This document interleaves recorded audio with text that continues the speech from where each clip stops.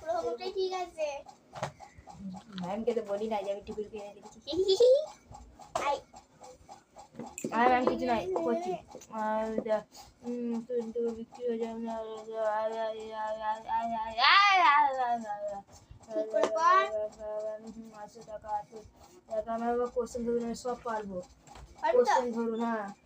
আচ্ছা তাহলে বল তুমি, তোকে একটা বই থেকে কোশ্চেন ধরি ফার্স্টে।